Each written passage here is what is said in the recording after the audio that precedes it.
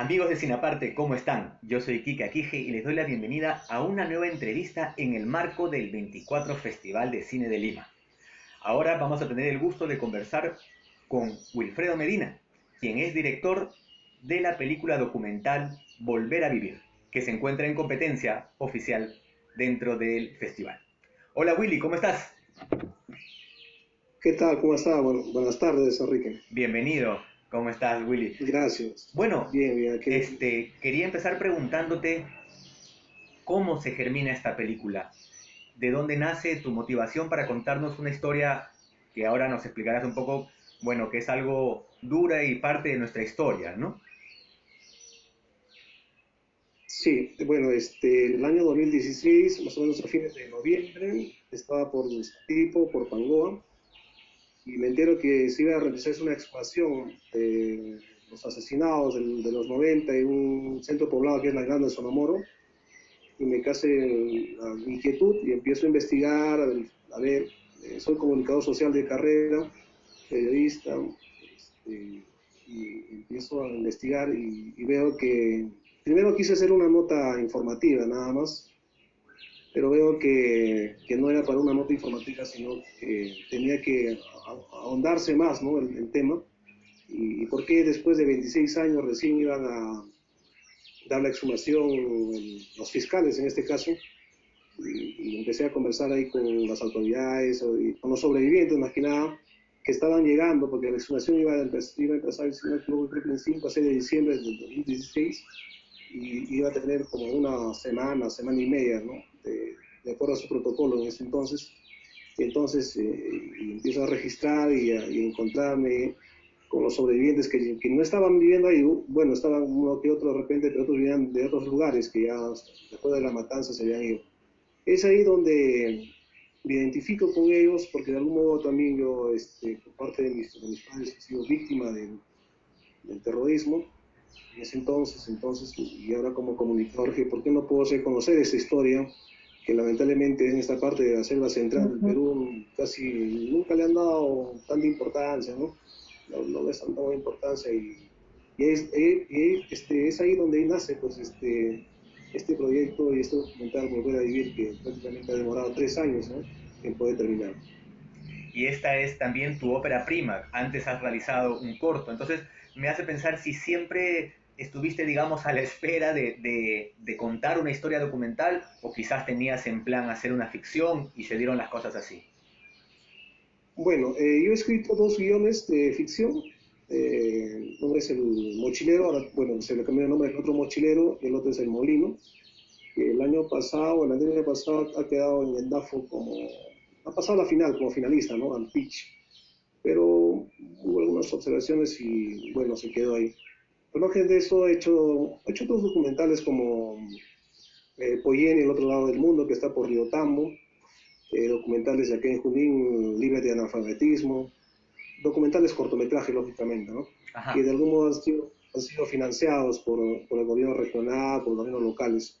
En este caso, también he buscado financiamiento para el proyecto Volver a Vivir, pero lamentablemente sí, esto sí no conseguí nada porque me parece que las autoridades, tanto de locales como de Pangoa, en este caso, que es jurisdicción del centro poblado de la Isla de Salomón, he tenido oportunidades, me he sentado muchas veces con el gerente, con el mismo alcalde, con el alcalde anterior, porque ahora es otra nueva gestión.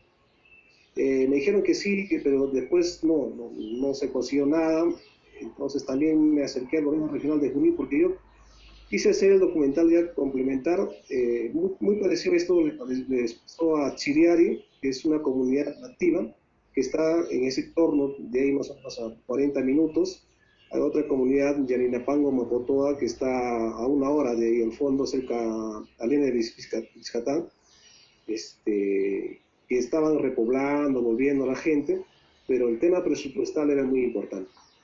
Entonces, y encima adentro mucha gente no quiere contar su historia, porque incluso este documental, al haber ya estado siempre ahí, y empecé a incomodar a algunos ahí porque empecé a escarbar más cosas, porque era el documental y qué pasó, y entonces al final se da la conclusión que era una venganza, y cosas así, y incluso ahora sigue en proceso judicial, tanto los ronderos como la familia Malpica en este caso, que ha destapado, ¿no? Entonces ya se incomodaban y por recomendaciones de los que me acompañaban me dijeron que de una vez debes ya terminar y alejarte un poco porque es una parte de la selva central del fondo, la gente tiene miedo y muchos hablan que hay remanentes del terrorismo y cosas así, ¿no?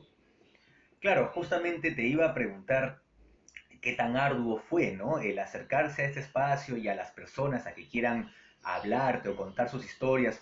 ¿Cómo, cómo fue para ti ese proceso, ¿no? Sí, el comienzo, el señor Rida Ocayauri, que es bueno, ex rondero en este caso, es el quien me abre el camino, me cuenta la historia, porque él es dirigente, es autoridad del poblado, y él se compromete que, como él lo conoce de todo, que no te va a pasar nada, yo te voy a, con las autoridades vamos a coordinar y todo este tema, ¿no? Pero a pesar de eso, se ahondó un poco más, se ahondó y había personas que me daban su testimonio, pero no querían aceptar, querían ocupar, tenían miedo. Y más que nada las personas que ya no viven ahí, ¿no? Que están viviendo en Lima, muchos de ellos, otros aquí en Huancayo, otros en Huancavelica. Y se ha recogido esa historia, o ese día han estado 2, 3 días y sabían que no iban a volver y se fueron, ¿no? Y se fueron. Incluso las imágenes que se muestran de archivo, más que nada, el camarógrafo ha sido asesinado esa vez, ¿no? Yo también no sabía, después me enteré que ha sido asesinado y esas imágenes han sido recuperadas justamente por el señor Julio Granados, que era en este caso, el ex jefe de los ronderos, fue presidente de ronderos, y por eso que tenían esas imágenes. Más imágenes no existen, no hay, ¿no? Porque era complicado y felizmente, sí, gracias al señor Julio Granados se tuvo ese archivo, ¿no? Se tenía. Y es así que era un tema de temor también por el tema, por la selva, adentro, por ahí muriendo, desaparece. Pero gracias a señor Ríder Ocallaur y a otros amigos periodistas como el señor Surto Choxelagua, Edward Choxelagua, perdón, entre otros dirigentes que conocen y son de la zona, pues tenía que andar con ellos. Tenía que andar, preguntar, y de todos modos era un trabajo que tenías que hacer tus cosas puntuales y retirarte, ¿no? Retirarte. Entonces, porque incluso muchos de ellos que han sido terroristas o arrepentidos están viviendo ahí. O incluso unos han salido ya de la cárcel, ¿no? Cumpliendo su condena, o otros por la misma. Pero eso, ellos sí no han querido dar ni una palabra. Claro. ¿Y cuándo fue que iniciaste este rodaje? Y de pronto, ¿cuál fue la situación más dura que se te presentó? O el momento más difícil quizás de poder realizar. Bueno, yo inicio, como te contaba, a fines o a los primeros días de diciembre del año 2016. Empiezo a hacer el trabajo y, bueno, al comienzo, como era un tema informativo, estaba todo bien. El tema empieza cuando empiezo a ahondar por el tema de, yo desconocía el tema de la señora Malpica, ¿no? El asesinato de la señora Elizabeth Malpica y de toda su familia. Entonces ahí es donde empiezo a ahondar un poco más y logro entrevistar incluso a un senderista arrepentido, en este caso, el señor Tito, ¿no? Alias Tito, que, entonces, que me da algunos detalles más de lo sucedido. Y lo más difícil que fue cuando las autoridades en un caso me presentan a la comunidad del centro poblado, en este caso Navidad de Sonomoro, y uno o dos de los ronderos que ya son mayores, ¿no? Ya tienen su edad, me amenazan, ¿no? Me amenazan y me dicen que si no te vas, vas a tener, o sea, asume las consecuencias, ¿no? Y yo creo que has terminado, ya has grabado, ya es suficiente y yo creo que ya tienes que retirar. No lo pude grabar en ese momento esto cuando estaban presentando, entonces pero ahí el señor Rieder, el señor Puente y otras autoridades lo calmaron al señor y a otros amigos y dije, no, estaba un poco peligroso. Bueno, yo pienso que eso fue un poquito complicado. Ahí me alejé como 2 meses más o menos, después de nuevo volví, ya con, eh, casi disimulado, entraba y trataba de sacar información, algunas tomas más, algunas imágenes para ver. Entonces, yo creo que eso fue un poco complicado porque ya te estaban amenazando de algún modo, ¿no? Entonces, eso me pareció a mí un poco complicado. Claro, viviste una situación algo tensa, obviamente. Y dime, Sí, bueno. he leído en la ficha técnica que te has involucrado, obviamente, en el guión, pero también en la fotografía, en la edición y la misma producción.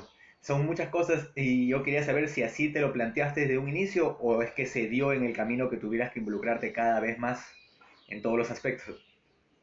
Sí, mira, bueno, como comunicador social yo soy, bueno, especialista en producción audiovisual, en lo que es foto, antes era fotógrafo, no hacía fotografía fija, después pasé a la fotografía ya en movimiento,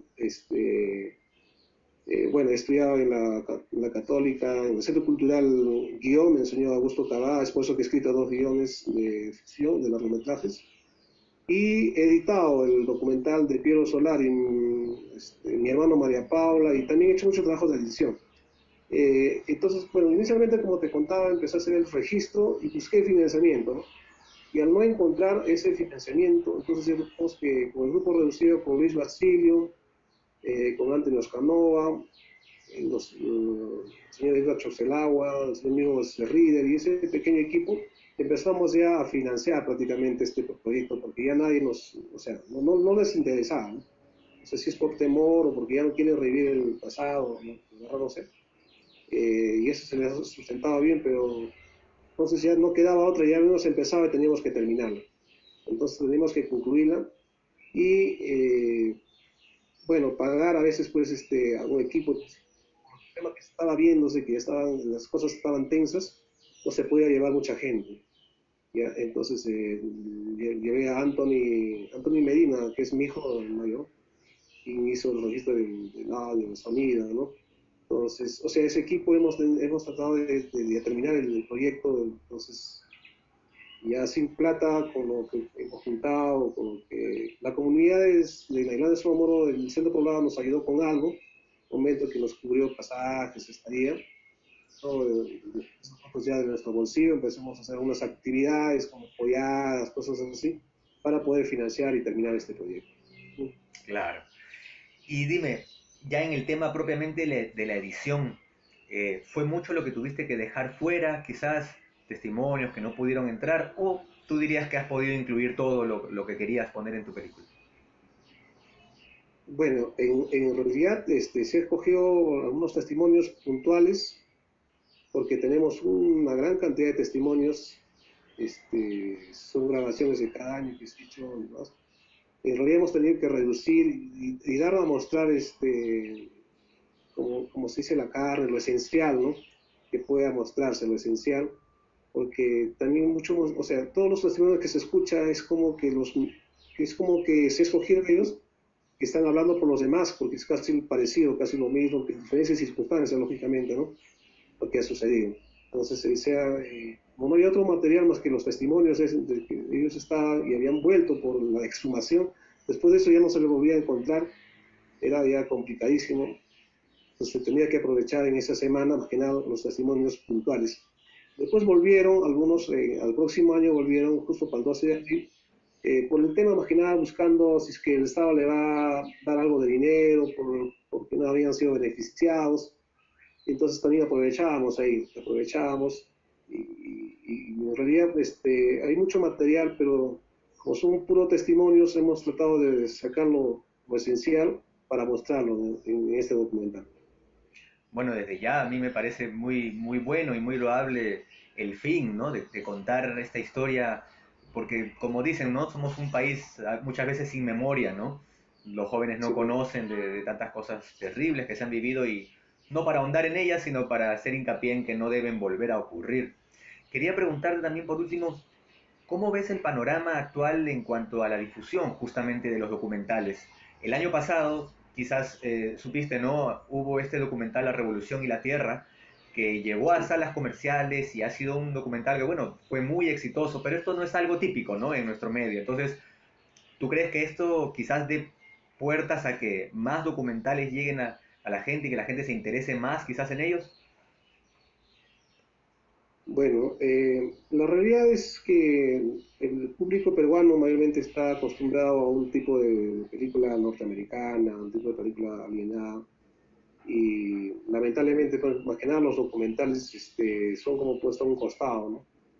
Y yo pienso que el Estado, más que el Estado, también los gobiernos regionales y locales deben tratar de incentivar y motivar, invertir también en este tipo de trabajos porque son memorias y en el caso de mi documental, van a poner presente a los jóvenes que desconocen, como tú decías, desconocen totalmente el pasado y para que no vuelva a suceder en realidad, porque hasta ahora se ve todavía pintas, amenazas, cosas que del terrorismo al fondo de la selva, porque lamentablemente a veces ni la policía ni el ejército ingresa, como el N de Vizcatán, ¿no? Son zonas que hace mucho, no sé mucho, matado y todo este tema, entonces es porque nosotros te estamos permitiendo eso. Este documental nos va a mostrar que eso es la realidad. Y pienso que el Estado peruano, mediante DAFO, que es una gran ventana, una gran oportunidad, que da la oportunidad, invierte incluso muchos documentales, muy buenos trabajos. En mi caso no postulé, bueno, como construcción, si no me equivoco, no sé muy bien, creo el proyecto no clasificó, entonces terminamos. Entonces, los gobiernos locales se debería llamarles y gobiernos regionales para que puedan apostar, porque ahí están sus historias de ellos. Claro. Y ahora, más allá del festival, aunque es costoso, obviamente la distribución siempre es un tema, ¿no? Para cualquier realizador, pero ¿tienes ya pensado un plan de acción, digamos, para que la película justamente pueda verse más? Bueno, hemos estado coordinando aquí, aprovechando ahora estas plataformas como tenemos por ahora por el tema de la pandemia, uno de los, y el otro es las plataformas que tenemos ahora, tanto el Zoom y otras plataformas virtuales, es la única contingencia en este caso que tendríamos para poder subir a una, porque ahorita el documental solamente está subido en el Google Drive, ¿no? En Drive, y después alojarlo en una plataforma y poder difundirlo mediante esta plataforma, haciendo estrenos, en este caso de repente por el Facebook, o más que nada por el Facebook acá en esta zona, que la gente entra mucho más por el Facebook aquí, en otro lugar creo que es el Instagram, y aprovechar y hacer los lanzamientos, una estrategia. La única forma por ahora, más allá de repente conversar con alguna productora que se interese, y también lo otro que pensaba, como tiene un formato de televisión más que nada el tiempo, de repente conversar con TV Perú, poder mostrar el documental en un horario y en algún otro canal que pueda interesarse por el documental, más que nada porque conozcan la población, nuestro país, nuestra realidad pasada. En Claro, eso había. claro, como bien dices, quizás un canal como el del Estado pues podría apoyar, ¿no? No solo el tuyo, sino albergar, ¿no? Documentales y darles mayor difusión. Bueno, te agradezco muchísimo por esta entrevista. Creo que solo me queda preguntarte, porque aún estamos pues viviendo la pandemia, esta situación, ¿de qué manera te afectó, ya sea artísticamente o familiarmente? ¿Cómo has estado capeando estos tiempos, ¿no? Sí, justo yo estaba en Estados Unidos hasta, bueno, yo viajé a Estados Unidos en febrero por el proyecto mochilero, que es el corte de narcotráfico, de los mochileros que llevan droga, Ujú. que tenía conversaciones allá con una productora pequeña, y este tema de la pandemia, bueno, yo más o menos como que tuve un presentimiento, tuve que regresarme, dije, porque ya en Nueva York estaban avanzando hasta donde yo estaba, estaban como 50 contagiados, si no me equivoco, y retorné, porque yo tenía que retornar todavía en junio, ¿no? Porque el pasaje que sacas es ida y vuelta, ¿no? Y llegué aquí, y a 3 días que llego aquí empieza la pandemia, o sea, empieza el toque de queda y todo ese tema.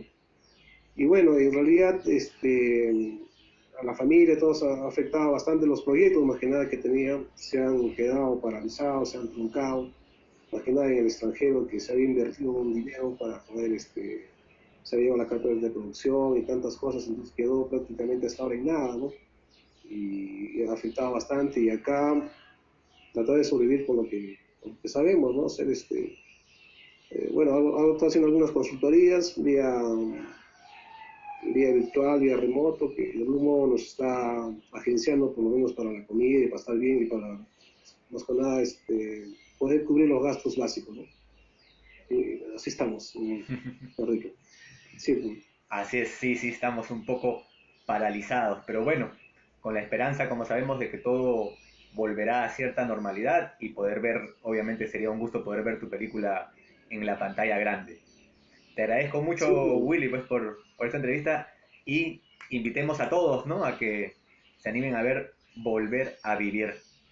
Amigos de Cineparte, Como ven, es muy importante no olvidar. No olvidar las cosas que pasaron, no olvidar los momentos difíciles que tuvimos en toda la nación.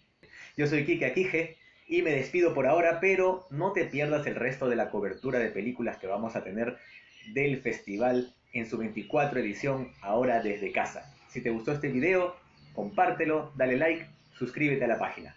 Nos vamos a ver pronto en otra entrevista.